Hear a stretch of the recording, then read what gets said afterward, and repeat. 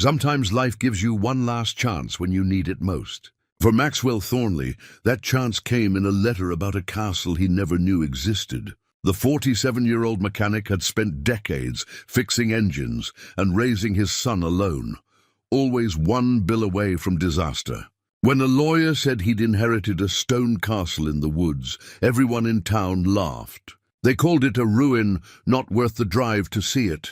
But Maxwell and his son Lachlan went anyway. What they found was worse than anyone said.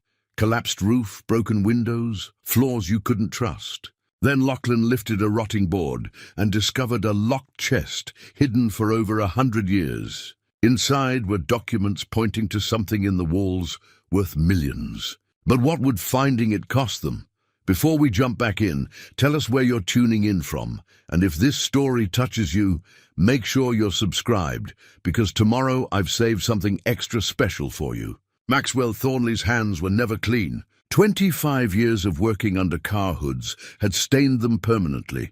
Oil ground into the creases of his palms, calluses thick as leather on his fingers. He'd tried pumice soap, industrial cleaners, even let his son Lachlan talk him into some fancy citrus scrub one Christmas. Nothing worked. The stains were part of him now, like the ache in his lower back or the way his right knee clicked when he stood up too fast. The garage sat on the edge of Riverside, a town small enough that everyone knew everyone else's business and quiet enough that most folks liked it that way. Maxwell had bought the place in 1998 with money borrowed from his late father and had been paying it back ever since. First the bank, then the equipment suppliers, then the parts distributors, then the tax man. There was always someone waiting for their cut. The building itself was nothing special.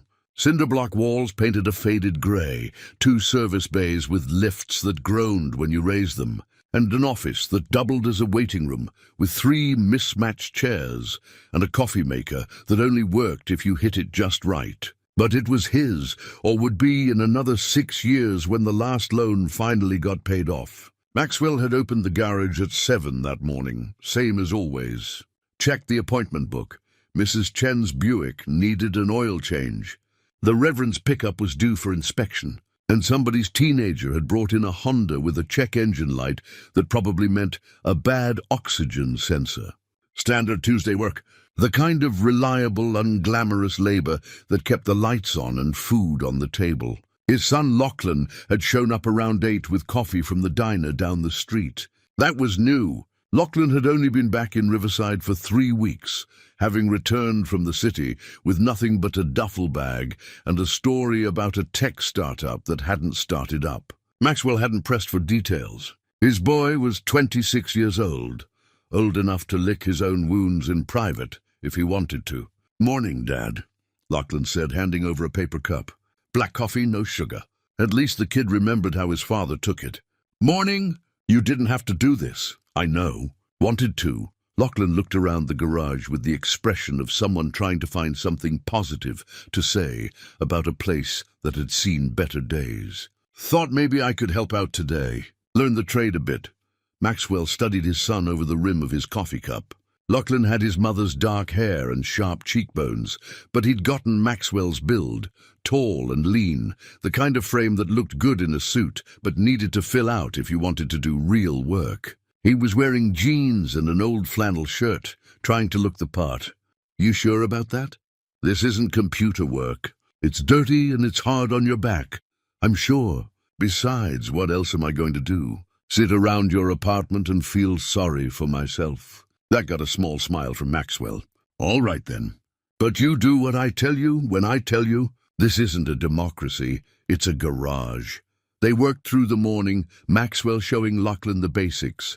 How to properly jack up a car, where to place the stands, how to drain oil without making a mess. The kid was clumsy at first, dropping tools and cross-threading a drain plug, but he kept at it without complaining. That counted for something.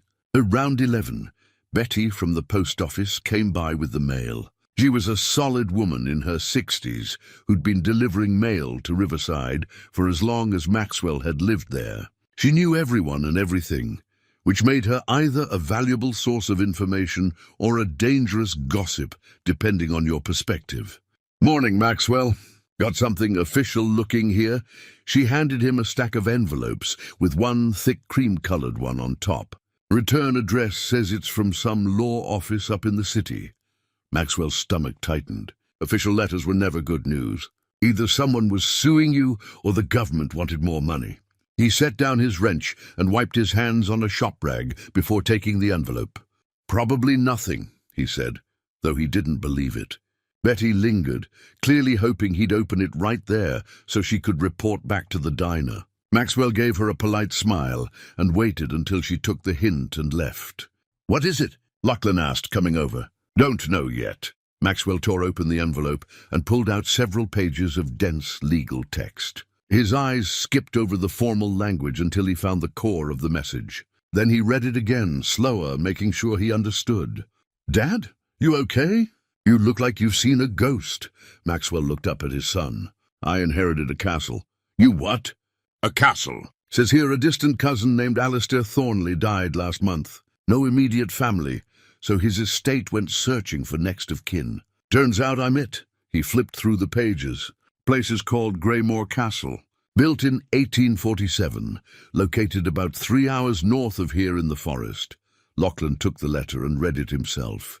"This is real. An actual castle? That's what it says. There's a key included and everything." Maxwell pulled out a large iron key that had been wrapped in tissue paper at the bottom of the envelope. It was old, heavy, the kind of thing you'd see in a movie about medieval times. "Dad, this is incredible. Do you know what a castle is worth?" Maxwell held up a hand. "Don't get ahead of yourself. Keep reading. Says here the property has been abandoned since the 1960s and is in significant disrepair. Translation, it's falling apart. Still, it's a castle. Even if it needs work, the land alone must be valuable. Maybe, or maybe it's a money pit that'll cost more to fix than it's worth." Maxwell folded the letter and tucked it back in the envelope. "Either way, I suppose we ought to go look at it. See what we're dealing with." Word spread through Riverside faster than a brush fire in August. By lunch, half the town had heard about Maxwell's inheritance. By dinner, everyone had an opinion about it. At the diner that evening, Maxwell and Lachlan sat in a booth picking at meatloaf while locals stopped by to offer their thoughts. Most of them weren't encouraging. "Greymore Castle. I know that place," said Bill Hutchins, who ran the hardware store. "My uncle did some logging up that way back in the 70s. Said the castle was already a wreck then. Roof caved in, walls crumbling. Not worth the stone it's built from. Probably full of mold and rot," added Martha Quincy, the librarian. "Old buildings like that, once they've been empty for a few decades, there's no saving them. You'd spend a fortune just to make it safe enough to tear down." Even Reverend Paul, usually an optimist, seemed doubtful. "I don't mean to discourage you, Maxwell, but these things rarely turn out to be the blessing they appear. More often they're a burden. Something else to drain your resources." Maxwell listened to all of it with a patient expression, nodding and thanking people for their concern. But inside, a small spark of something he hadn't felt in years was starting to glow. Not hope exactly. Hope was too dangerous, too likely to disappoint. But possibility. The sense that maybe, just maybe, life had dealt him a hand that wasn't all bad cards. Lachlan was less diplomatic. After the fifth person had predicted disaster, he set down his fork with more force than necessary. "You know, for a town full of people who claim to care about each other, you're all pretty quick to rain on someone's parade." "Lachlan," Maxwell said quietly. "No, Dad, it's true. You've lived here your whole life, worked yourself half to death keeping everyone's cars running, and the minute something good might happen, everyone lines up to tell you why it won't work out." The diner went quiet. Martha Quincy looked offended. Bill Hutchins suddenly found his coffee fascinating. Reverend Paul broke the silence. "The boy's got a point, Maxwell. We're a cautious people. Sometimes too cautious." He stood and put a hand on Maxwell's shoulder. "You go look at that castle. See for yourself. Who knows? Maybe it'll surprise you." That night, back at the small apartment above the garage, Maxwell and Lachlan sat at the kitchen table with the letter spread between them. "When do you want to go?" Lachlan asked. "Tomorrow. We'll close the garage for the day, drive up and have a look. If it's as bad as everyone says, at least we'll know. And if it's not?" Maxwell looked at his son, really looked at him, saw the hope there, the need for something to go right after his own plans had crumbled. "Then we figure out what comes next, together." Lachlan nodded. Together, they spent the next hour looking up what they could find online about Greymore Castle. There wasn't much. A few historical references to the Thornley family, some grainy photographs from the 1940s showing an impressive stone structure with towers and high walls. Nothing recent. It was as if the place had been forgotten, left to fade from memory along with the family that had built it. Maxwell went to bed that night and lay awake for a long time, staring at the ceiling. He thought about his father, who'd worked himself to death in a factory. He thought about Lachlan's mother, who'd left when the boy was 7 because she couldn't handle the slow suffocation of small-town life. He thought about all the years of barely getting by, of choosing between fixing the water heater and buying winter coats, of pride swallowed and dignity stretched thin. Maybe the castle was nothing. Maybe the town was right, and he'd drive 3 hours to look at a pile of rubble. But maybe, just maybe, it was a chance to build something different. Not for himself. It was probably too late for that. But for Lachlan, a foundation, a place to start over.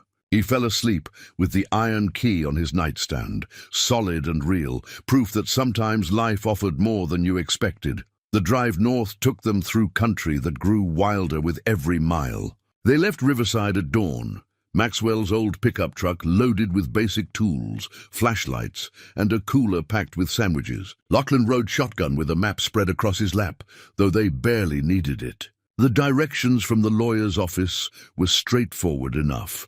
Take the highway north for 2 hours, then follow a series of increasingly narrow roads into the forest.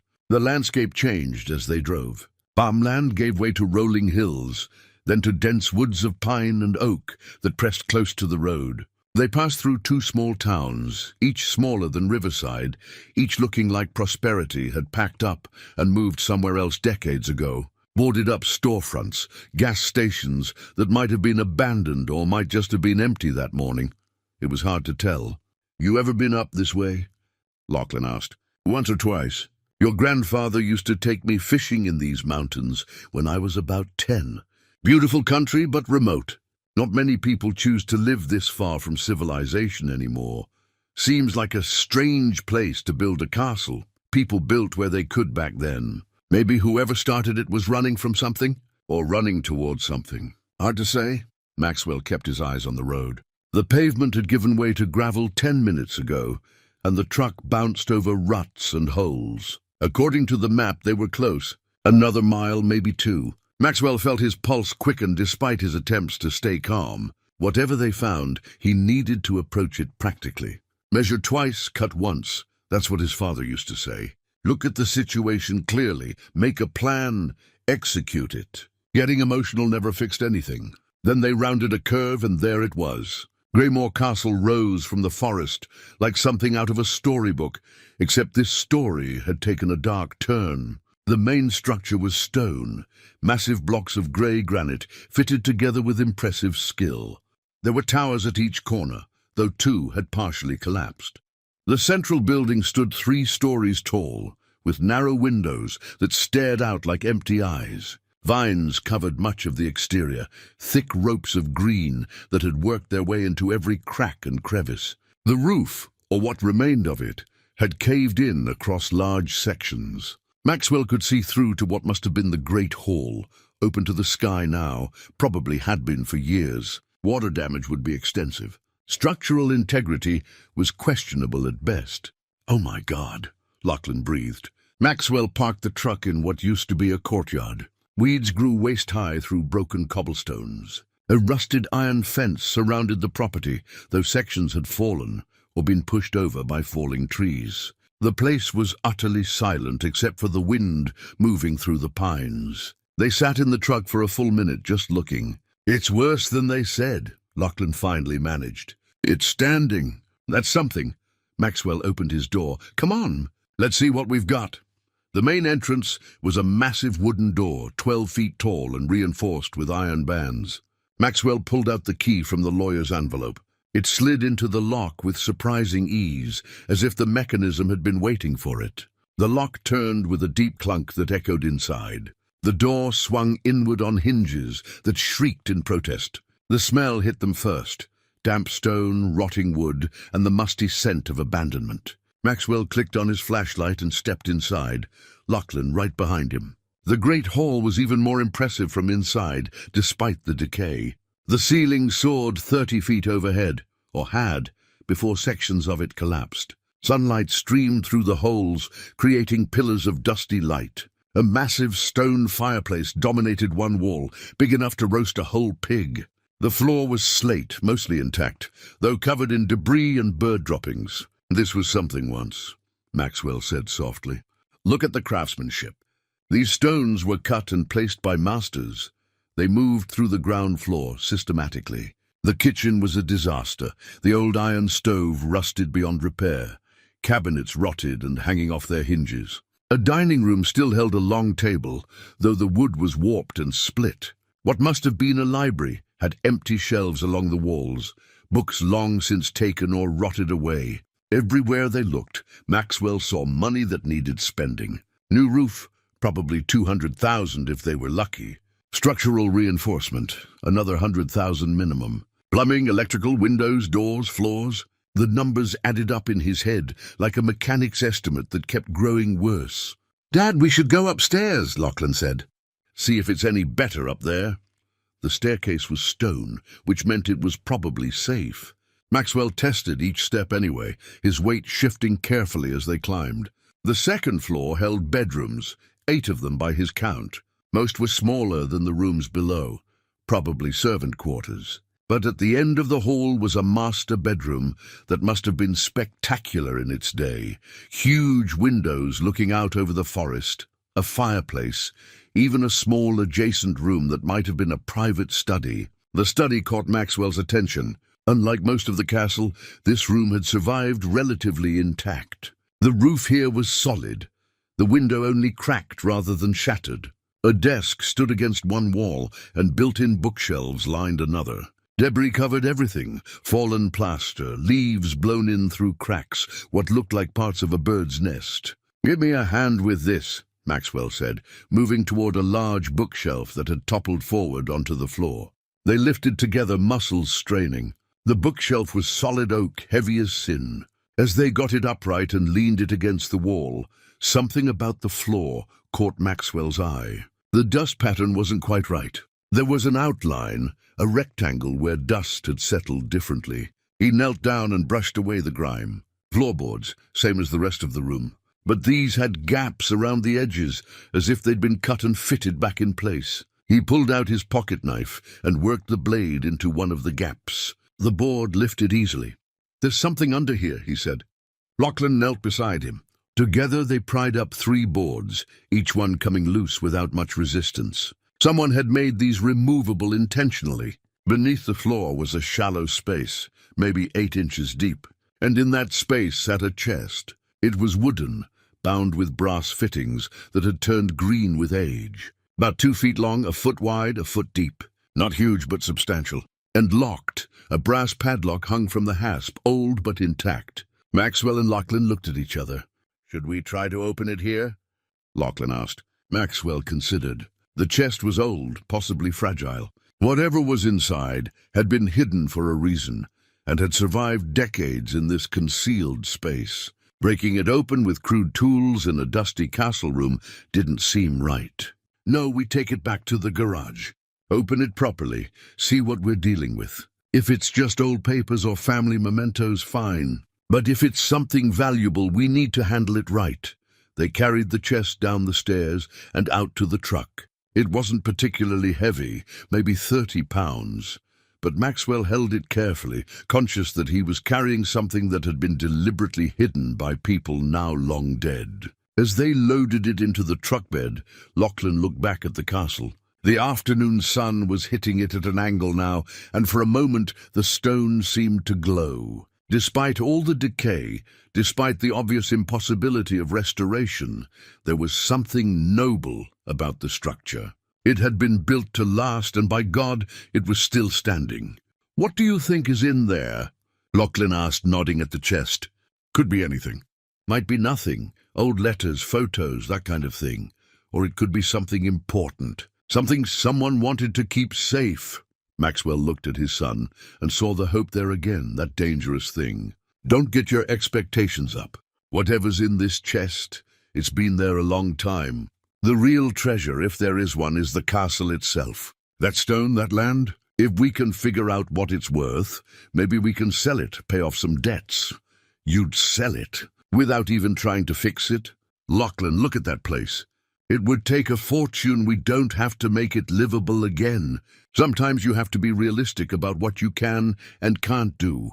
But even as he said it, Maxwell felt the lie in his own words. Because standing there in the shadow of that broken castle, he'd felt something he hadn't felt in years. Not hope, still not quite that, but the whisper of possibility, the sense that maybe the story wasn't over yet. They drove back toward Riverside. As the sun set behind them, the locked chest rattling softly in the truck bed, holding secrets that had waited more than half a century to be revealed. The chest sat on Maxwell's workbench like an accusation. For 2 days, it had been there, locked and silent, while Maxwell went through the motions of running his garage. He changed oil, replaced brake pads, diagnosed a faulty alternator. Normal work, predictable work. Work that didn't require him to confront whatever mystery that brass lock was protecting. Lachlan had less patience. "We should just cut the lock off," he said on the third morning, circling the chest like a dog around a bone. "No." Maxwell didn't look up from the carburetor he was cleaning. "That lock is over 100 years old. Could be valuable itself. We do this right or we don't do it at all. So what's right look like?" Maxwell set down his work and wiped his hands. "I know someone. Used to do locksmith work before he retired. If anyone can open that lock without damaging it, he can." Nigel Prescott arrived that afternoon in a pristine 1972 Chevelle, forest green with chrome that caught the light like jewelry. The man himself was 73, built like a fire hydrant, with white hair combed straight back and hands that still moved with surprising delicacy despite the arthritis that had ended his career. "Maxwell Thornley," he said, shaking hands with a grip that made Maxwell wince. "Been too long. I heard about your castle. Whole town's talking about it." "I'm sure they are." Maxwell led him to the workbench. "This is what I need help with." Nigel's eyes lit up when he saw the chest. He pulled on a pair of reading glasses and examined the lock without touching it. "Oh, this is beautiful work. Pre-Civil War, I'd say, given the craftsmanship. They don't make them like this anymore." He looked at Maxwell over his glasses. "You know what's inside?" "No idea. Found it hidden under floorboards in the castle. And you want it open without destroying it. That's the idea." Nigel pulled a worn leather case from his jacket pocket and unrolled it on the workbench. Inside were picks and tools, some so delicate they looked like dental instruments. "Let's see what we can do." Lachlan watched in fascination as Nigel worked. The old man's hands moved with practiced precision, feeling the mechanism through the picks like a safecracker in a movie. He hummed tunelessly under his breath, occasionally pausing to try a different tool. "You learn patience in this work," Nigel said without looking up. "Locks are like people. They don't respond well to force. You have to understand them, work with them, find out what they need." Maxwell found himself thinking about that. How many times had he tried to force solutions to problems in his life? Push harder, work longer, never ask for help because that meant admitting you couldn't handle it alone. And where had it gotten him? A garage mortgaged to the hilt and a son who'd come home defeated. There was a click. "There we are," Nigel said softly. He lifted the lock free and set it aside with reverence. "Now before we open this, understand something. Whatever's inside has been sealed away for a long time. Could be fragile. We go slow." Maxwell nodded. His mouth was dry.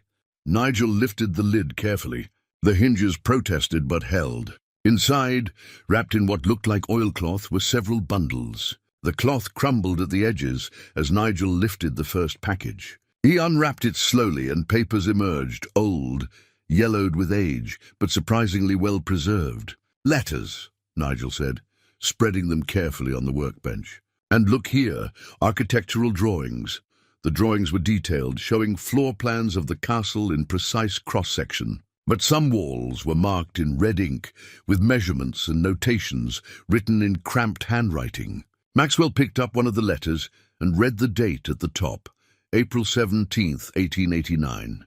The letter was addressed to my heir. Whoever you may be. Maxwell's hands trembled slightly as he read aloud. If you are reading this, then I have passed from this world, and my secrets have found their rightful keeper. I'm Cornelius Thornley, master of Greymore Castle, and I write this in my 73rd year with the full knowledge that I am a thief and a coward. Lachlan leaned in closer. Keep reading, Maxwell continued. I have spent my life as a dealer in fine art, traveling the great cities of Europe and America, acquiring treasures for wealthy clients. But I was not always honest in my acquisitions. Some pieces I purchased fairly.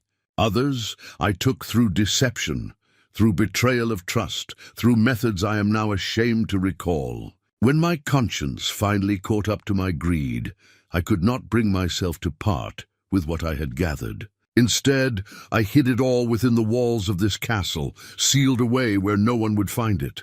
The architectural drawings included here show the locations of these hiding places. I leave it to you, my heir, to decide what should be done with what I have concealed. The garage was silent except for the ticking of the wall clock. Nigel whistled low. Well now, that's something.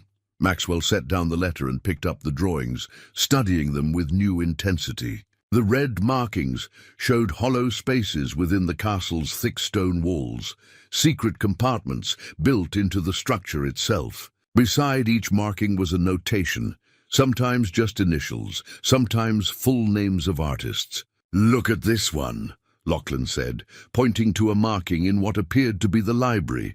Says Constable, 1821. That's John Constable, the landscape painter. His work is worth millions, Nigel finished. If it's genuine and if it's actually there, that's two big ifs. Maxwell pulled out more papers from the chest. Lists, inventories, what looked like bills of sale. Some were clearly legitimate purchases. Others had no documentation beyond Cornelius's own notation of where he'd acquired them. The word stolen appeared next to several entries written in the same cramped hand. He documented his own crimes, Maxwell said, still not quite believing what he was seeing. Why would he do that? Guilt, Nigel said simply.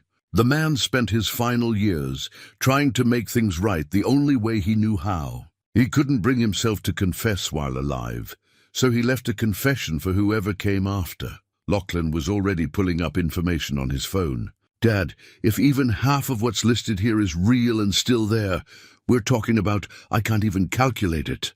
10 million? 20? Some of these artists, their work almost never comes up for sale. Maxwell sat down heavily on his work stool. His mind was racing, trying to process what this meant.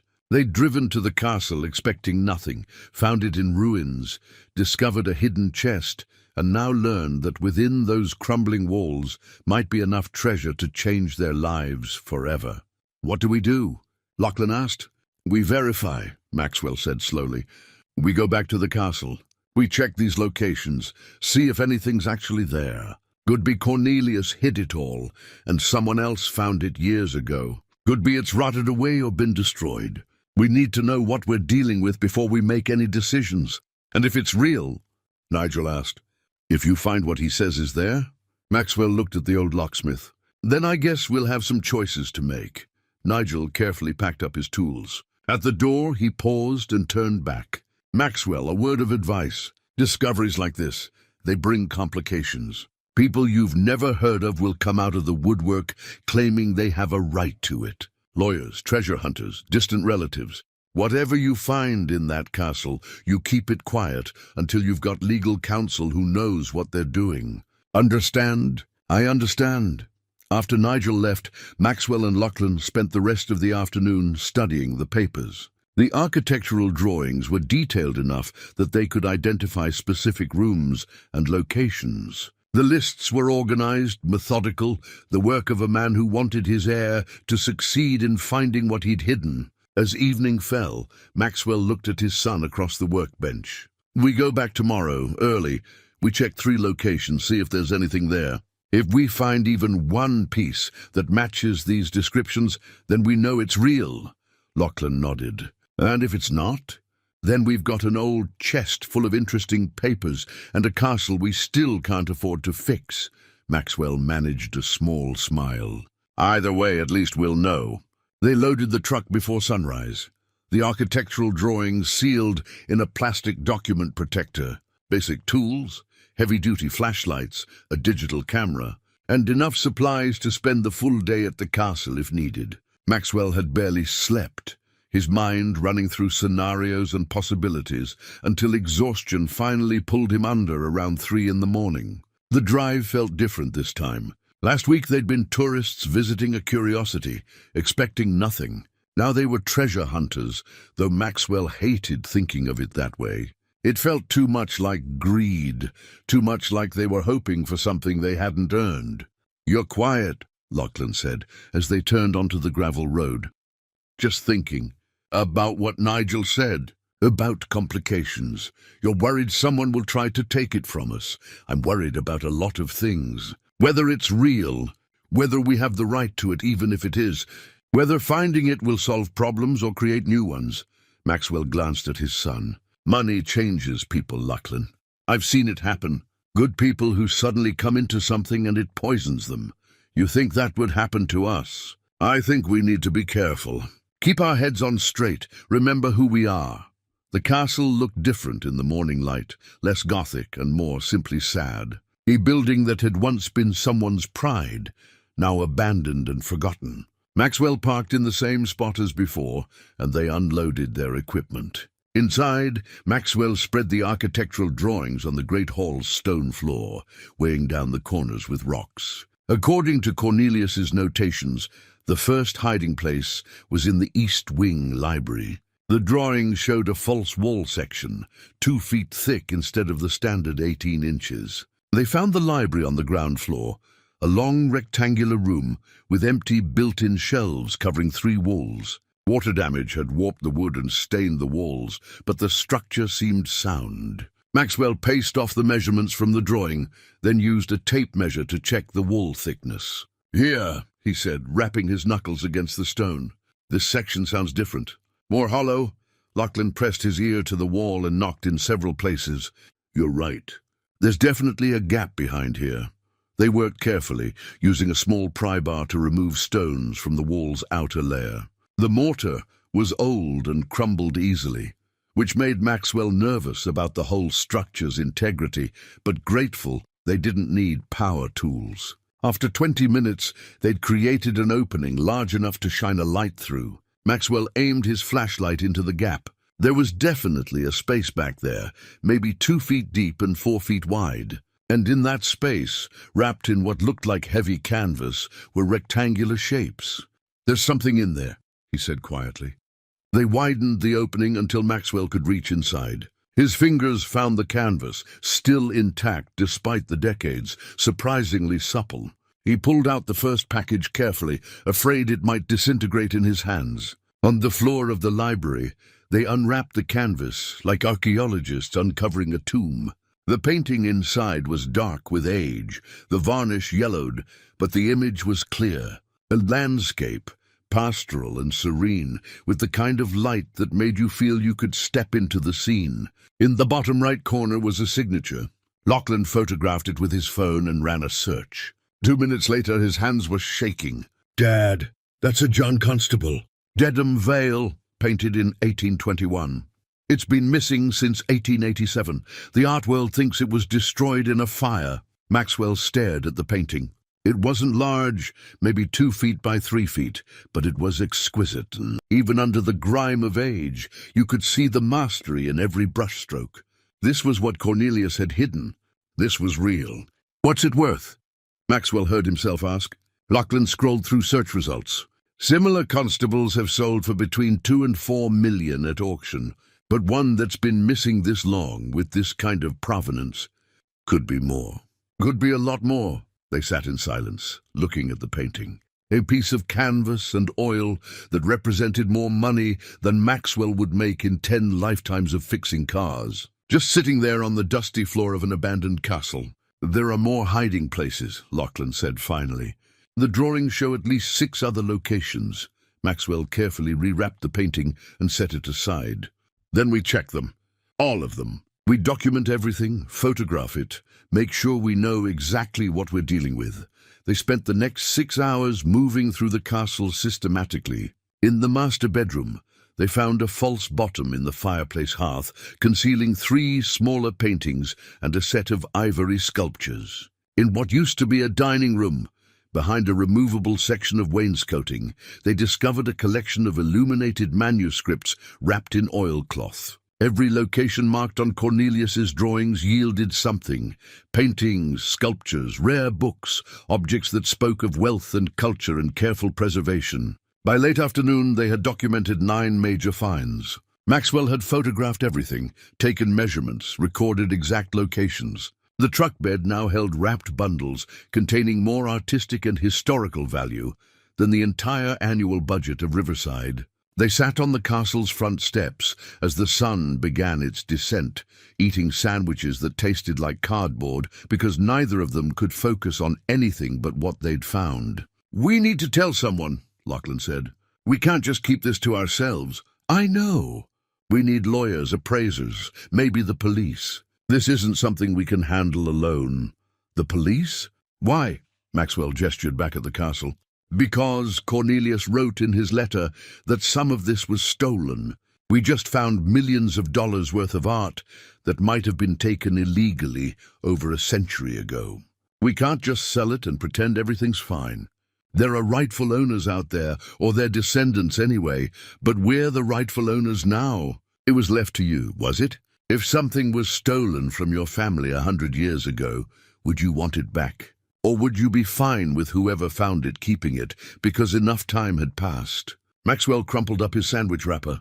"We do this right, Lachlan. We contact the attorney who sent us the inheritance papers. We get professionals involved who know how to handle this kind of thing. And we accept that we might not get to keep all of it."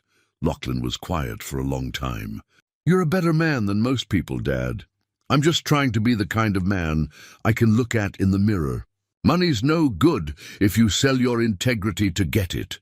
They loaded the last of the wrapped packages into the truck and locked the castle behind them. On the drive back, Maxwell found himself thinking about Cornelius Thornley, a man who'd spent his life taking what didn't belong to him, then spent his final years trying to make it right the only way he could, leaving a confession, a map, a plea for his heir to do what he'd been too coward to do himself. Maxwell didn't know if he was equal to that task, but he was going to try. The question was, what would happen when the rest of the world found out what they'd discovered? Maxwell's garage became something else over the next 3 weeks. The service bays still held cars in various states of repair, but the office had transformed into a makeshift archive. Wrapped paintings leaned against walls. The smaller sculptures sat on shelves Maxwell had hastily installed, and the documents covered every flat surface. He'd bought a dehumidifier and kept it running constantly, terrified that after surviving over a century, Cornelius's collection would be destroyed by moisture in a mechanic's garage. Felicity Drummond, the attorney who'd sent the inheritance letter, had driven down from the city the day after they'd called her. She was a sharp woman in her 50s who wore reading glasses on a chain and looked perpetually skeptical of everything. When Maxwell showed her what they'd found, her skepticism evaporated. "You need specialists," she'd said immediately. "Art historians, appraisers, conservators, and you need them yesterday." That's how Dr. Philippa Strand entered their lives. She arrived on a Tuesday morning in a sensible sedan, a woman in her mid-60s with grey hair pulled back in a bun and the kind of energy that made you tired just watching her.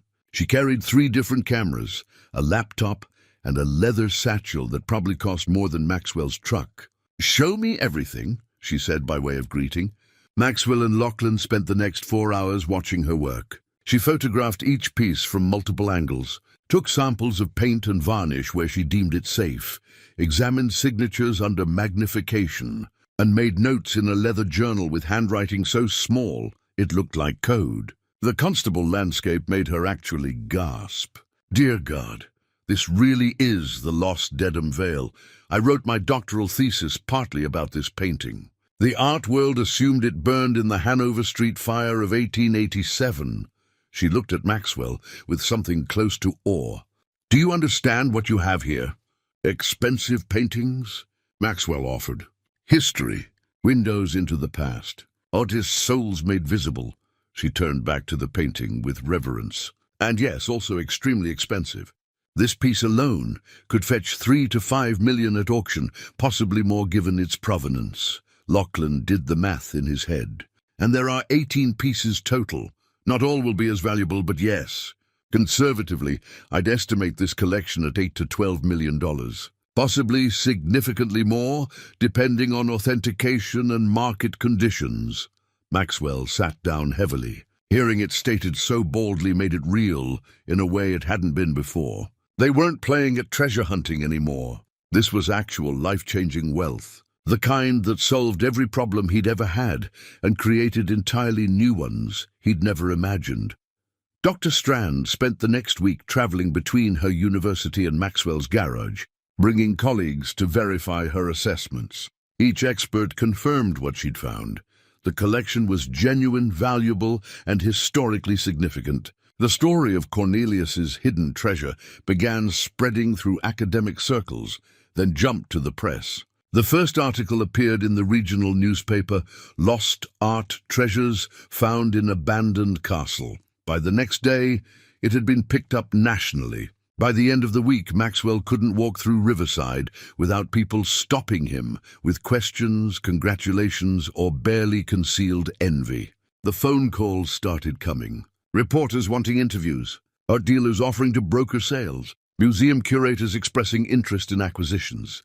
And then the calls Maxwell had been dreading, lawyers representing people claiming connection to the Thornley family. The first serious challenge came from a woman named Priscilla Ashworth. Her attorney's letter arrived by courier, formal and threatening in equal measure. It stated that Priscilla was descended from Cornelius Thornley's sister, Beatrice, making her an heir with equal claim to the estate. The letter demanded immediate cessation of any plans to sell or remove the art collection and threatened litigation if Maxwell proceeded without acknowledging her rights. Oh, how legitimate is this? Maxwell asked Felicity Drummond over the phone. Unfortunately, quite legitimate. I've reviewed the genealogy. She's definitely descended from the Thornley line, though through a different branch than you. Inheritance law in these situations gets complicated, especially with an estate this valuable. So what happens now? Probably years of legal wrangling, unless you can reach a settlement. And while the courts sort it out, everything gets frozen. You can't sell anything, can't restore the castle, can't touch any of it. Maxwell looked around his garage at the fortune in artwork that he legally owned but couldn't do anything with. There has to be a better way. There is. You negotiate directly with her. Come to an agreement before lawyers drain both of you dry in legal fees.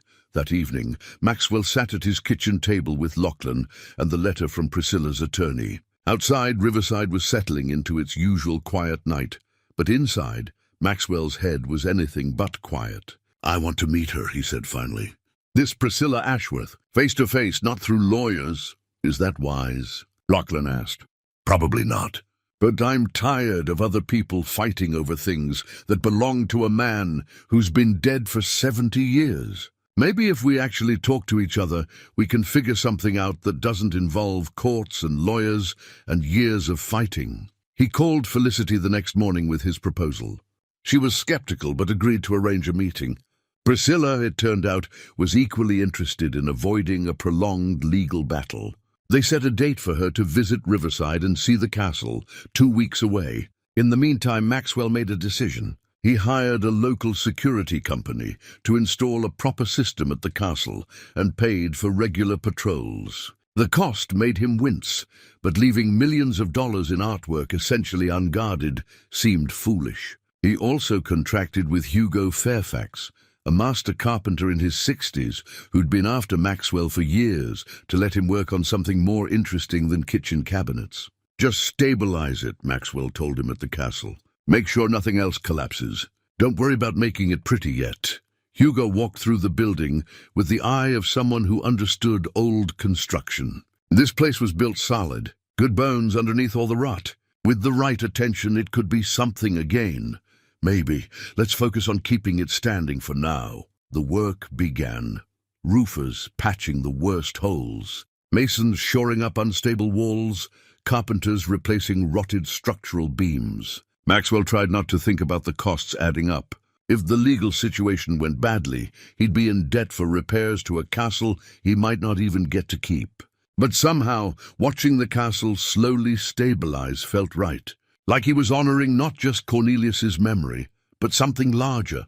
The idea that beautiful things deserved to be preserved, that history mattered, that walking away from something difficult wasn't always the answer. 2 nights before Priscilla Ashworth was due to arrive, Maxwell stood alone in the castle's great hall. The holes in the roof had been temporarily covered, and new support beams held up the gallery. It still looked like a ruin, but a ruin with potential. He thought about Cornelius, hiding his stolen treasures in these walls, about the weight of guilt that must have carried, about trying to make things right when you knew you'd done wrong. Maxwell understood that feeling better than he wanted to admit. Priscilla Ashworth arrived in a black Mercedes that looked out of place on Riverside's dusty main street. Maxwell watched from the garage as she stepped out. Tall, elegant, wearing a navy suit that probably cost more than his monthly mortgage. Her driver remained with the car while she approached, her heels clicking with authority on the concrete. Mr. Thornley, her voice was cultured, the kind that came from expensive schools and careful upbringing. "That's me. Please, call me Maxwell." He extended his hand, and she shook it with a firm grip that surprised him. "Priscilla Ashworth, thank you for agreeing to meet directly. I find lawyers have a way of complicating things that should be simple. I've noticed that too. Would you like to see the castle?" "Very much." Lachlan joined them for the drive north. Priscilla sat in the passenger seat, taking in the landscape with an expression Maxwell couldn't quite read. She asked questions about Riverside, about his work, about how he'd come to inherit the castle. Her tone wasn't hostile exactly, but there was a wariness there, like she was trying to figure out what kind of man she was dealing with. When the castle came into view through the trees, she went quiet. They parked, and she stepped out slowly, taking in the structure with something close to reverence. "My grandmother used to tell stories about this place," she said softly, "how Cornelius built it as a refuge from the world, how the family would gather here for summers.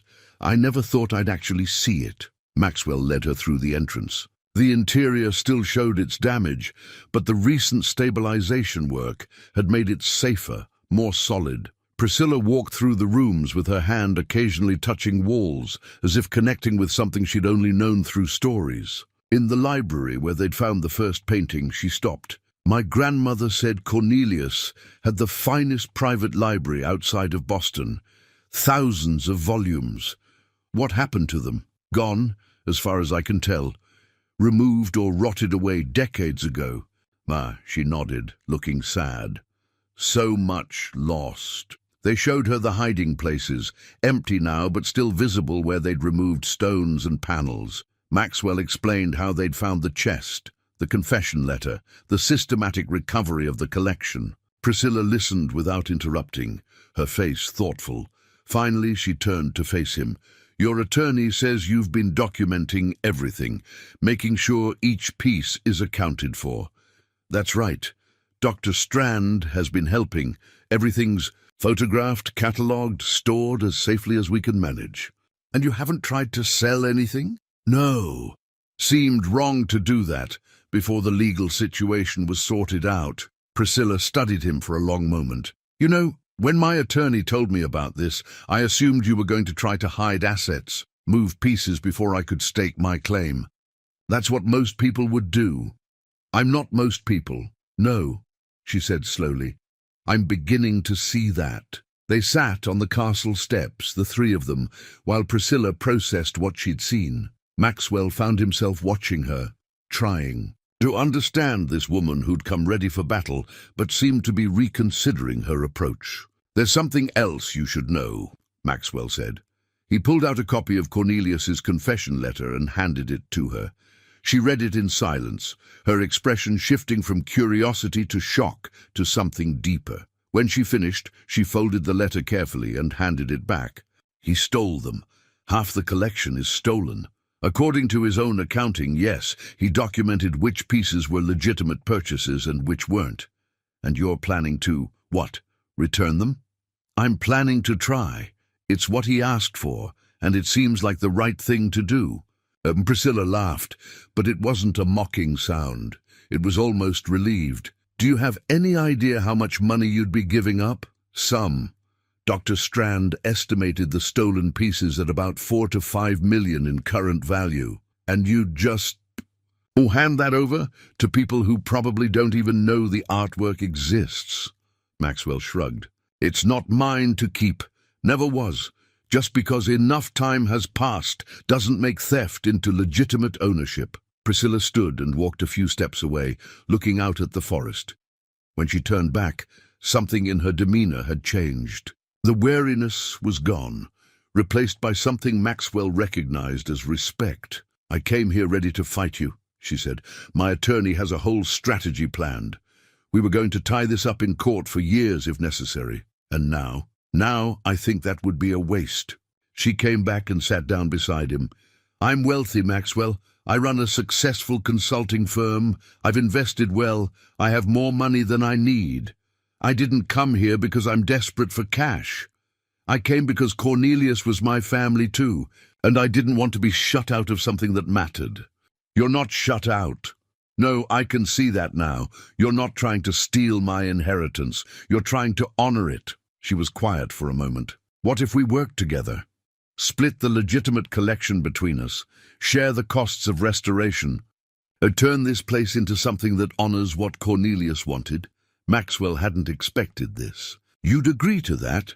I'd prefer it. Fighting over money, that half of which we can't keep anyway, seems pointless, but using what we can keep to restore this place, to make it mean something again, that seems worthwhile. They spent the next hour talking through possibilities. Priscilla had resources and connections Maxwell lacked. She knew people in the art world, had experience with foundations and non-profits, understood how to navigate the complex waters of cultural heritage. Maxwell had the practical knowledge of restoration, the connection to the local community, the willingness to do the hard physical work. We could create a foundation, Priscilla suggested.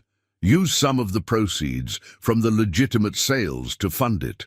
The castle becomes a museum and cultural center open to the public. The stolen pieces get returned to their rightful owners or donated to appropriate institutions. We honor Cornelius's last wishes while creating something that serves the community. Lachlan had been quiet through most of the conversation, but now he spoke up. What about the costs? Restoring this place completely will take millions. Then, we sell some of the more valuable, legitimate pieces, Priscilla said. Or we seek grants and donations, or we open it partially and expand over time. There are ways to make this work, if we're creative. Maxwell felt something unfamiliar. Hope, real hope, not just the whisper of possibility. You really want to do this? Work together instead of fighting? Priscilla smiled. I really do, on one condition. What's that? I get to be present when we return the stolen pieces. I want to see Cornelius's redemption completed. I think he'd want family there for that. Maxwell extended his hand. Deal. They shook on it, and in that moment, the whole situation shifted from conflict to collaboration, from something divisive to something that might actually honor the complicated man who'd brought them together. The genealogy book had been sitting in Maxwell's office for 3 weeks, largely ignored while they dealt with more pressing matters. It was Lachlan who finally pulled it down one evening, looking for distraction from the legal documents Felicity had sent over for review. Dad, have you actually looked through this thing? He called from the office. Maxwell was under a Ford Ranger, replacing a transmission pan gasket. Flipped through it. Why? There's a lot more family history here than I expected. Goes back to the 1790s. Maxwell torqued down another bolt, his mind on the work. Dad, you need to see this. Something in Lachlan's tone made Maxwell slide out from under the truck. He wiped his hands and went to the office where Lachlan had the genealogy book spread across the desk, open to a page dated 1847. What am I looking at? The book's spine was thicker than it should be. I was just examining the binding when I noticed it felt hollow. Lachlan held up a sealed envelope, the paper yellowed but intact, the wax seal unbroken. This was hidden inside a false compartment. Maxwell's pulse quickened. You didn't open it? Waiting for you. They moved to the kitchen table where the light was better. Maxwell examined the envelope carefully. The seal showed the Thornley family crest, a tree with deep roots, pressed into dark red wax. The handwriting on the front read simply, "To be opened by my heir." That's Cornelius's handwriting, Maxwell said, recognizing it from the confession letter in the chest. Same style. He broke the seal carefully and pulled out several sheets of paper filled with that familiar, cramped script. The date at the top read November 3rd, 1891. Maxwell began reading aloud. To whomever inherits Greymore Castle and finds this letter, I pray it is someone of conscience and courage, for what I leave you requires both. The confession I placed in the hidden chest beneath the study floor tells part of my story, but not all of it. I was not merely a collector who overstepped ethical bounds. I was, in truth, a thief. Maxwell paused, glancing at Lachlan before continuing. My career as an art dealer provided access to private collections, estates in transition, museums with inadequate security. I told myself I was preserving beauty, protecting masterworks from those who didn't appreciate them. In reality, I was stealing from people who trusted me. The inventory I left with the architectural drawings includes notations of which pieces were acquired legitimately and which were not. I was meticulous in this accounting because I hoped that someday someone would have the strength I lacked to return what I wrongly took. Maxwell's hands trembled slightly as he turned to the next page. The attached documents provide everything necessary to identify the rightful owners or their descendants. Some pieces belong to museums I deceived. Others came from private collectors I betrayed. A few were taken from estates during my tenure as an assessor, when grieving families trusted my valuations without question. I list here each stolen piece, its origin and, where I know it, information about the family or institution from which I took it. What followed were pages of detailed provenance. Each stolen artwork was listed with not just its description, but its history. The Constable landscape had been taken from the estate of a widow named Catherine Pemberton in 1885, removed during an assessment and replaced with a lesser copy. 3 smaller paintings had been stolen from the Boston Museum of Fine Arts in 1882, when Cornelius had been contracted to catalogue their collection. A set of ivory sculptures had belonged to a collector named Horace Brennan, no relation to Maxwell, despite the similar surname, and had vanished from his home under suspicious circumstances in 1887. On and on the list went, each entry a separate act of theft, each notation a monument to Cornelius's guilt. The final page contained his plea. I cannot undo my wrongs, but you can. Return these pieces to their rightful owners. Where families have died out, donate the works to appropriate institutions. Keep only what was legitimately acquired. I know this means surrendering millions in value. I know it means choosing integrity over wealth. But I beg you to do what I could not.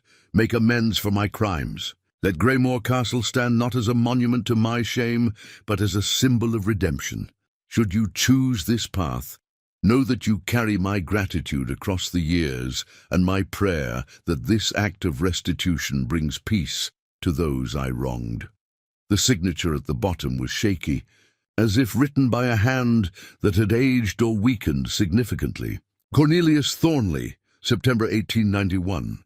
He died 3 months later, according to the inheritance documents. Maxwell set down the letter and looked at his son. Lachlan's face was pale. Dad, this changes everything. Half the collection has to go back. I know. But we're talking about millions of dollars. The Constable alone doesn't belong to us. Maxwell's voice was firm. Never did. We're just temporary custodians with a choice to make. Lachlan stood and paced the small kitchen. Do you understand what you're saying? We could keep it. Nobody knows about this letter except us. We could sell everything, split it with Priscilla, and no one would ever know the difference. We'd know. Dad, think about what this money could do. Pay off the garage. Set you up for retirement.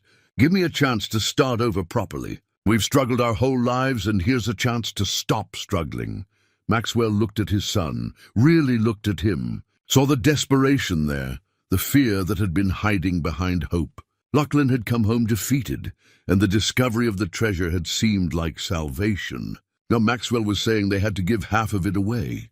Come here, Maxwell said quietly. Sit down. Lachlan sat, his jaw tight. When your mother left, Maxwell began, I had a choice. I could have tracked her down, made her life miserable, fought for every dollar of child support. Or I could let her go and focus on raising you right. I chose the second path because I needed you to see that doing the right thing matters more than winning. This is different. Is it? This is about who we are, Lachlan. Not who we pretend to be, not who we wish we were. Who we actually are when nobody's watching except ourselves. Maxwell tapped the letter. Cornelius spent his whole life taking what he wanted, and it poisoned him. He died hoping someone would have the courage he lacked. I'm not going to fail him, even if it costs us millions. Even then, they sat in silence for a long moment. Finally, Lachlan let out a shaky breath. I almost convinced you to keep it all, didn't I? When we first found the chest. Almost. But you didn't, and you know why. Because you're better than you think you are. You came home feeling like a failure, but you're not. You're just figuring out what success really means. Lachlan wiped his eyes roughly. So what do? We call Priscilla. We tell her about this letter. Then we start the process of tracking down rightful owners and making this right. She might not agree. She might want to keep it anyway. Then we'll find out what kind of partner we have. Maxwell stood and pulled out his phone. But something tells me she'll understand. He was right. When they met with Priscilla 2 days later and showed her the letter, she read it twice before speaking. My God, he carried this guilt for years. The question is what we do about it, Maxwell said. Priscilla set down the letter and looked at both of them. We honor his wishes, all of them. We return every stolen piece and we do it publicly. We turn his story into a lesson about redemption. Relief flooded through Maxwell. You're sure? I'm sure. My wealth didn't come from compromising my values. I'm not going to start now. She smiled slightly. Besides, we'll still have the legitimate half of the collection. That's enough to restore the castle and create something meaningful. The process of making amends took 6 months and changed everything. Dr. Philippa Strand became their guide through the complicated work of identifying rightful owners. Some were easy. The Boston Museum of Fine Arts still had records of their missing pieces from 1882, and their curator wept openly when Philippa called with the news. Others required genealogists, estate lawyers, and historians to trace family lines that had scattered across continents. Maxwell started keeping a restoration ledger, documenting each decision and return. It became a ritual, writing entries by hand each evening after work, chronicling not just what they were doing, but why it mattered. The first return happened on a cold morning in February. The Pemberton family had descendants still living in Connecticut, 3 sisters in their 70s who'd grown up hearing stories about their great-grandmother's missing constable painting. Maxwell, Lachlan, and Priscilla drove down together with the landscape carefully crated in the truck bed. The eldest sister, Dorothy, answered the door of a modest colonial house. Her hands shook as Maxwell explained who they were and why they'd come. You're returning it? After all these years? It belongs to your family. Always did. They uncrated it in her living room. All 3 sisters gathered around as the canvas emerged from its protective wrapping. Dorothy touched the frame gently, tears streaming down her face. Our great-grandmother spoke of this painting until the day she died. She said it was stolen by the art dealer she'd trusted, but no one believed her. Everyone assumed she'd sold it and forgotten. She was telling the truth, Maxwell said. And we're sorry it took this long to prove it. The sisters insisted they stay for lunch. Over sandwiches and tea, they shared stories of their great-grandmother, a woman who'd loved art but lost faith in collectors after the theft. The painting had represented more than its monetary value. It had been a wound that never quite healed. "What will you do with it now?" Priscilla asked. Dorothy looked at her sisters, some unspoken communication passing between them. "Sell it, I think. Use the money to establish a scholarship in our great-grandmother's name." She would have liked that better than having it hang in our living room. On the drive back, nobody spoke for the first hour. Finally, Lachlan broke the silence. "That felt good. Really good." Maxwell glanced at his son and saw something he hadn't seen in months: genuine satisfaction. Not excitement over money or treasure, but the deep contentment that comes from doing something meaningful. The returns continued. The ivory sculptures went to a museum in Philadelphia, where Horace Brennan's descendants had donated his other collections. 3 paintings returned to the Boston Museum, where they planned a special exhibition about recovered art. Each return brought letters of gratitude, sometimes tears, occasionally disbelief that anyone would voluntarily give up such valuable pieces. The local and national press picked up the story. "Family chooses honor over fortune," read one headline. "Stolen art returned after 130 years," proclaimed another. Maxwell did a few interviews, uncomfortable with the attention, but understanding that telling Cornelius's story mattered. The narrative wasn't just about theft, it was about redemption, about making right what had been wrong, about valuing integrity over wealth. The legitimate half of the collection, still worth several $1,000,000, began to sell. A smaller Constable landscape went to a private collector for $2.8 million. A set of rare manuscripts sold to a university for $300,000. Each sale was handled through proper channels with full documentation, and the money went directly into the foundation Priscilla had established. The Greymore Castle Restoration Foundation had 3 purposes: restore the castle as a museum and cultural center, support arts education in rural communities, and maintain the remaining collection for public benefit. Priscilla matched every dollar that came from art sales, and other donors began contributing as word spread. Meanwhile, Hugo Fairfax and his crew worked steadily on the castle itself. The roof was replaced completely, a massive project that took 12 weeks and most of their initial budget. Windows were repaired or replaced. Structural issues were addressed methodically, working from foundation to rafters. The castle slowly transformed from ruin to possibility. Maxwell divided his time between the garage and the castle, often working 16-hour days. His hands, already permanently stained with engine oil, developed new calluses from carpentry work. Lachlan threw himself into the project with an energy Maxwell hadn't seen since his son was a teenager, with dreams still intact. One evening in late July, they stood together in the great hall. The space had been cleared of debris, the floor cleaned and repaired, new lighting installed. It was still obviously a work in progress, but you could see what it might become. "We're going to make it," Lachlan said, looking around. "This is actually going to work. Starting to look that way. I've been thinking about something." Lachlan turned to face his father. "When the castle opens, I want to run the education programs. I've been talking with Priscilla, and she thinks we could bring in artists for residencies, offer workshops for kids, maybe partner with schools in the region." Maxwell studied his son. "You'd be good at that. But what about going back to the city? Starting another business?" "I don't want to go back. What we're building here matters more than anything I was doing before. I just needed to find the right thing to build." They were interrupted by the sound of a car pulling up outside. Priscilla emerged from her Mercedes, but she wasn't alone. A younger woman in her 30s accompanied her, carrying a laptop bag. "Maxwell, Lachlan, this is Vanessa Chen. She's a journalist writing a book about art restitution. I thought she should hear your story directly. The interview took 3 hours." Vanessa asked detailed questions about everything: finding the chest, reading Cornelius's confession, the decision to return the stolen pieces, the reactions of the families involved. She was particularly interested in the emotional journey, what it felt like to choose integrity over wealth. Most people wouldn't make that choice, she said, looking directly at Maxwell. The temptation to keep it would be overwhelming. The temptation was there, Maxwell admitted. Still is some days when I look at the bills for castle repairs. But keeping it would have meant living with a lie. I've spent my life fixing things. Seemed wrong not to fix this too, even if fixing it cost me. Vanessa closed her notebook. This is going to be the centerpiece of my book. A real example of moral courage in a world that doesn't value it enough.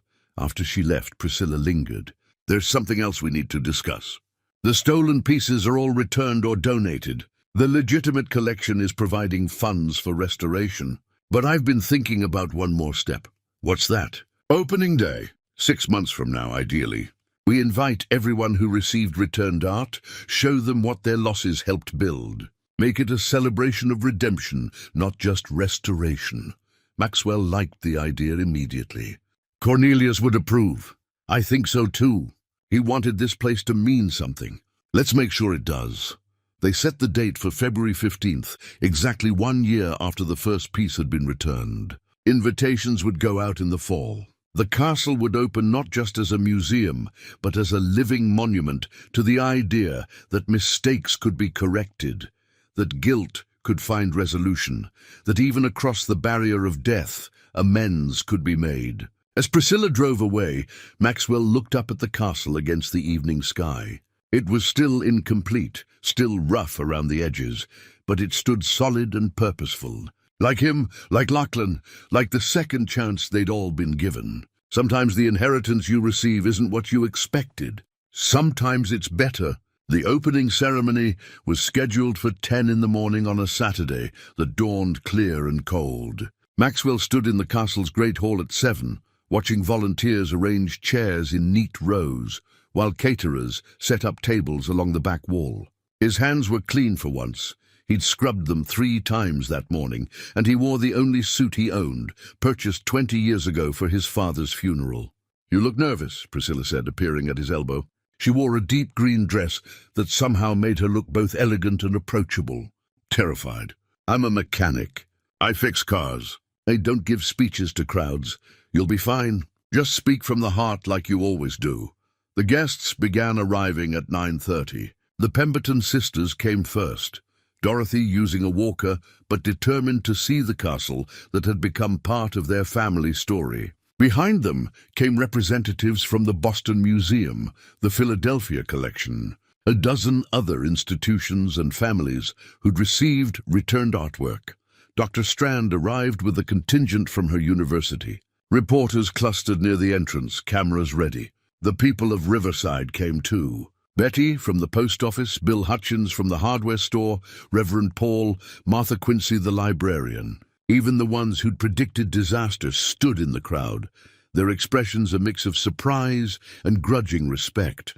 Hugo Fairfax and his entire crew occupied the back rows, men in clean work shirts who'd turned a ruin into something remarkable. By 10 o'clock, 200 people filled the great hall. Lachlan stood beside Maxwell near the front, straightening his father's tie one more time. "You've got this, Dad."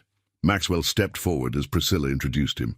The crowd quieted, faces turning his direction expectantly. He looked out at all of them, strangers and neighbors, wealthy and working class, young and old, and felt his prepared remarks dissolve in his head. "I'm not good at speeches," he began, his voice rough. "I'm better with wrenches than words. But I want to tell you about a man I never met who changed my life." He told Cornelius's story simply, without embellishment.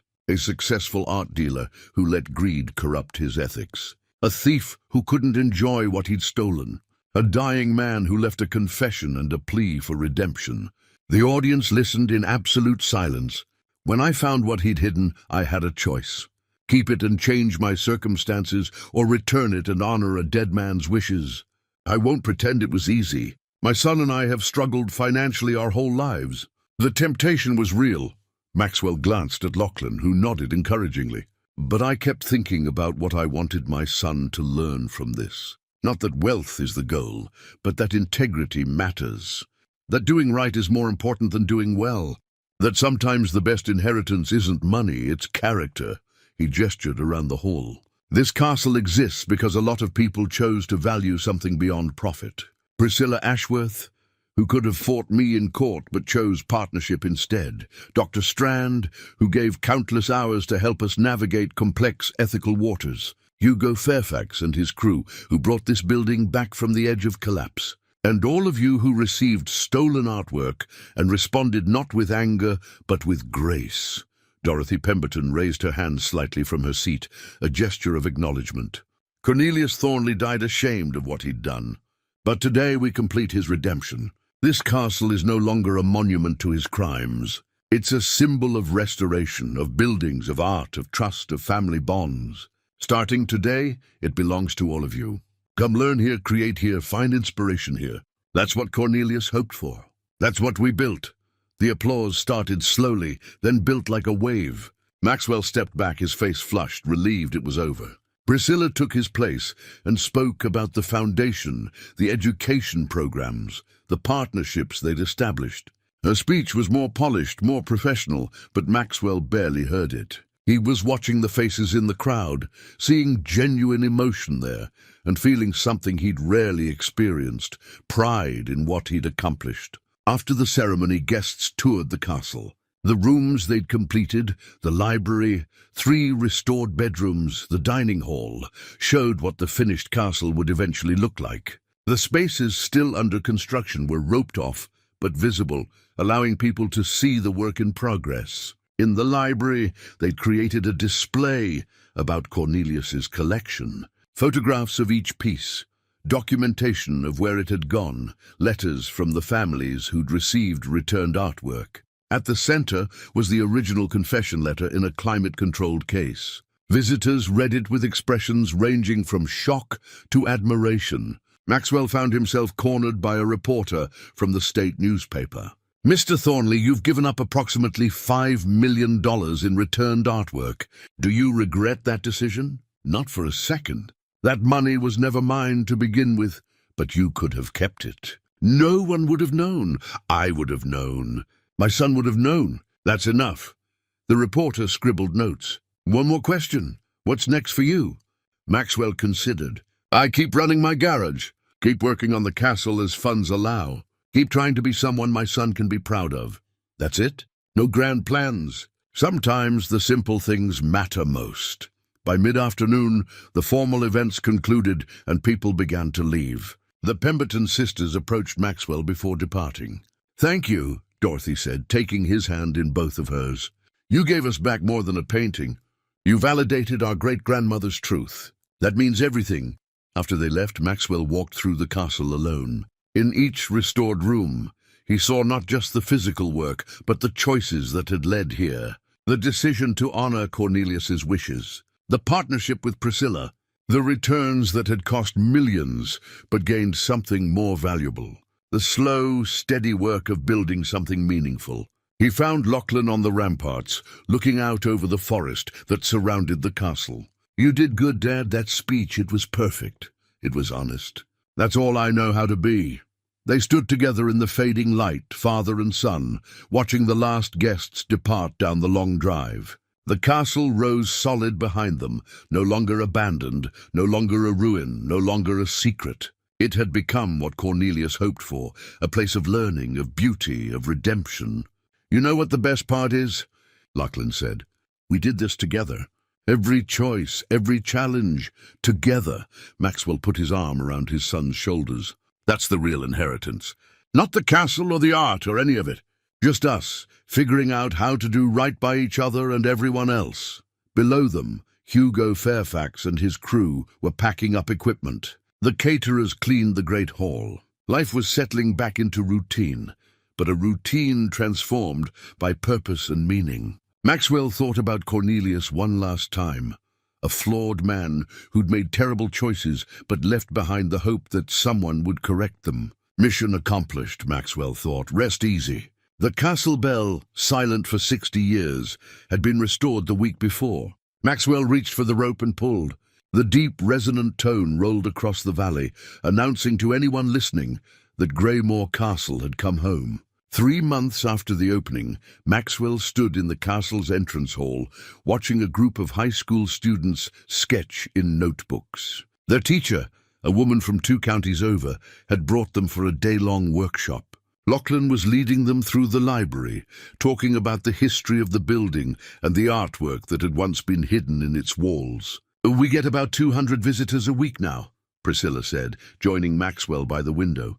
"More than I projected for the first year. People are curious. They want to see what redemption looks like. It helps that your story went viral. That journalist's book excerpt got picked up everywhere." She handed him a magazine. "You've been written about in the Atlantic." Maxwell glanced at the article, but didn't read it. He'd grown weary of seeing his name in print, of being held up as some kind of moral exemplar. He'd just done what seemed right. The attention made him uncomfortable. "There's something I want to show you," Priscilla said, leading him upstairs to what had been the master bedroom. It was now an office, shared by her and Lachlan, when they were managing foundation business. On the desk sat a leather-bound book, clearly new. She opened it to reveal pages filled with handwriting, different styles, different hands, different stories. "A visitor book?" Maxwell asked. "More than that. People have been leaving messages about their own experiences, with restitution, forgiveness, making amends." "Read a few." Maxwell picked up the book and read randomly selected entries. A woman who'd returned money stolen from her employer 20 years ago. A man who'd tracked down a family heirloom his grandfather had taken during wartime. A teenager who'd confessed to cheating and accepted the consequences. Page after page of people inspired to confront their own compromises and make them right. "Cornelius's story is bigger than just art," Priscilla said quietly. "It's about how we handle our failures, whether we let them define us or whether we find ways to correct them." Maxwell closed the book carefully. He'd be amazed by all this, probably overwhelmed. I think he'd be grateful. You gave him something he couldn't give himself, absolution. That evening, Maxwell drove back to Riverside alone. Lachlan was staying at the castle for a week-long summer arts program he'd organized. The garage felt empty without his son there, but it was a good kind of empty. The kind that came from people growing into their purpose rather than running from failure. He made himself dinner, nothing fancy, just scrambled eggs and toast, and ate at the kitchen table with Cornelius's original confession letter spread before him. He'd read it so many times he had parts memorized, but tonight he looked at it with fresh eyes. The letter had been a burden passed across time, a dying man's hope that someone would be better than he'd been. Maxwell had accepted that burden and carried it through, not perfectly, not without doubt, but faithfully. And in doing so, he'd found something he hadn't known he was missing, a sense of purpose that went beyond survival. His phone rang. Lachlan's name appeared on the screen. "Hey, Dad, just wanted to say goodnight. The kids are settled in. Tomorrow we're starting pottery workshops. Sounds good. You need anything?" "No, we're fine. I wanted to thank you." "For what?" "For showing me what matters. I came home thinking I'd failed at everything that counted. But you taught me that success isn't about money or status. It's about living with integrity and building something meaningful. This work we're doing at the castle, it's the most important thing I've ever been part of." Maxwell's throat tightened. "You're the best thing I ever built, Lachlan. Everything else is just detail." After they hung up, Maxwell sat for a long time in the quiet kitchen. Through the window he could see the garage, dark now, waiting for Monday morning, when he'd open the bay doors and get back to work. Cars would come with their problems, and he'd fix them one at a time, same as always. But he wasn't the same. The inheritance had changed him, not by making him wealthy, but by giving him the chance to prove what he valued. To stand at a crossroads and choose the harder path because it was the right one. He thought about the castle, standing solid in the forest, about the families who'd received their stolen heirlooms, about the students learning to create beauty in those restored halls. All of it connected back to one old man's confession and another man's decision to honor it. Maxwell folded the letter and returned it to its protective sleeve. Tomorrow he'd take it back to the castle where it belonged, part of the permanent exhibition. But tonight he held on to it a little longer, This paper bridge between generations, this testament to failure and redemption, this proof that it's never too late to try making things right. Outside, Riverside settled into sleep. Inside, a mechanic with stained hands and a clear conscience finished his eggs and prepared for another ordinary day. Some inheritances are measured in dollars. The ones that matter are measured in changed lives. Opening day arrived 6 months later on a brilliant morning in late September. Maxwell stood at the castle entrance, wearing the same suit from the preview ceremony, now tailored to fit properly after Priscilla had insisted he look the part. Around him, the grounds had been transformed. Landscaping complete, paths paved, signage installed directing visitors to parking areas and picnic spaces. The official grand opening drew nearly 500 people. News vans lined the drive. Politicians came to cut ribbons and make speeches about community values. But Maxwell paid attention to the ordinary folks, families from surrounding counties, teachers bringing students, elderly couples, who remembered when the castle had been abandoned and thought it would stay that way forever. Lachlan stood beside him, greeting visitors, confident in a way Maxwell had never seen before. His son wore a name tag identifying him as education director, and he moved through the crowd with easy authority, answering questions about programs and exhibitions. "You've come a long way," Maxwell said during a quiet moment. "We both have. A year ago, I was sleeping on your couch wondering what to do with my life. Now I'm running programs that matter." The ribbon cutting happened at noon. Priscilla made brief remarks about the Foundation's mission. Maxwell spoke even more briefly, thanking everyone who'd made restoration possible. Then together they cut the ceremonial ribbon and the first official visitors streamed inside. The castle was beautiful. The great hall gleamed with restored stonework and period-appropriate lighting. The library held not just books, but interactive displays about art history and conservation.